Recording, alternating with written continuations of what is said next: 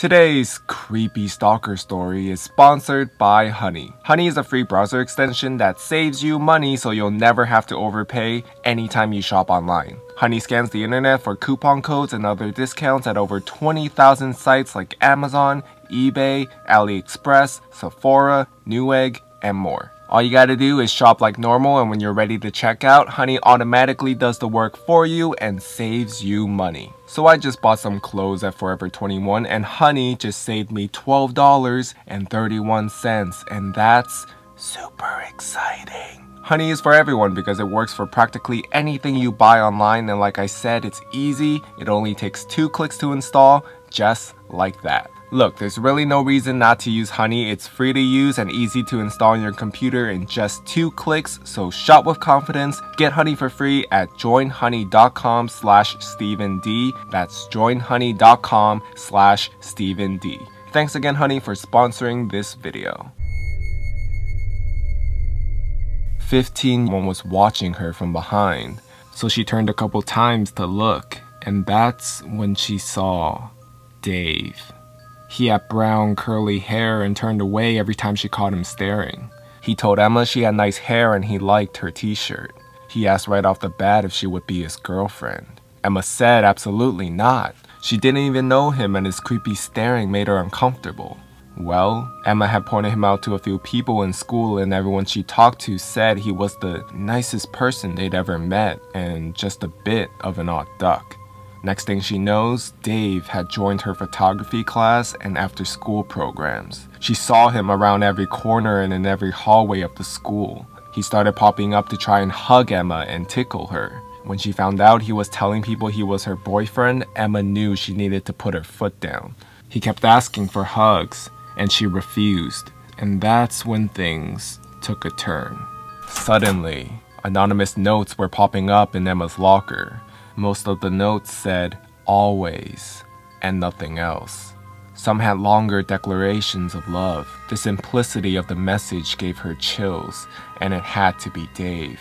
Her suspicions were confirmed when pictures of herself began showing up along with the notes. The pictures were all taken from a slight distance, and she finally got scared. One Sunday afternoon, as Emma was watching TV in her bed, she heard Dave's voice next to the bedroom window. He said he watched her walk home one day to see where she lived and wanted to stop by for a visit.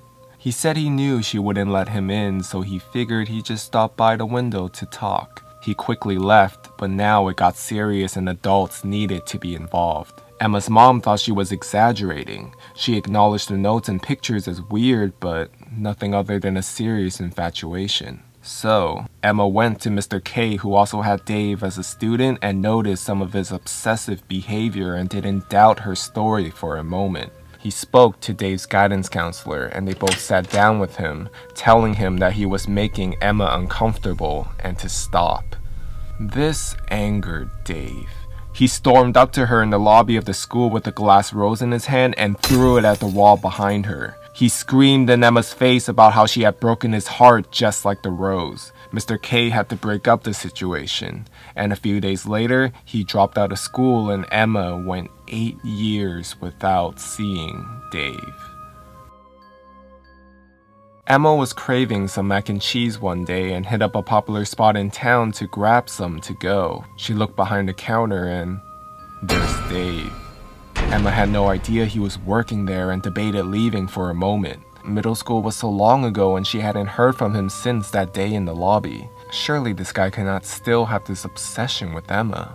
It was a huge relief when another register opened and a young woman took her order. She wondered if he was even mortified and didn't want to interact. Well, Dave seemed to take Emma's visit as a sign that she was ready to love him. Emma got a friend request from him that night and immediately deleted it. A few nights later, she's getting home and walking on the street when she sees that someone is standing on the side of her house. She gets into the house quickly, locks everything, and watches. And then she sees him, his curly brown hair. Emma called the police and reported this, but of course, there wasn't much they could do. There was no proof, and he hadn't approached her or tried to get in. They did agree to keep someone on lookout in the area, and she had police patrolling more than usual the following nights. But eventually, the police patrol died down, and that's when the late night knocking began. She could hear it softly on windows and occasionally on the back door, but never dared to answer or get close enough to look. It wasn't every night, maybe 2 or 3 nights a week. The police never seemed to be close enough in the area when it happened, so they couldn't catch him. A couple weeks after the knocking began, Emma received an envelope wedged into the screen door, full of the creepy candid pictures from middle school and another note that said, "Always." She had enough and wanted to have some official record of what was happening. And that's when Emma saw the word "always" carved into her car's back bumper. Emma lost it, and in her rage, she took a picture of the police station sign and the report being filed and sent them over to Dave over Facebook. And she told him to leave her alone, that the police were involved and things will only get worse if he continues. And to her surprise, he simply responded, "You're right." And just like that, he disappeared. Was the mac and cheese worth it? Definitely not. And ever since that day, Emma never saw Dave again.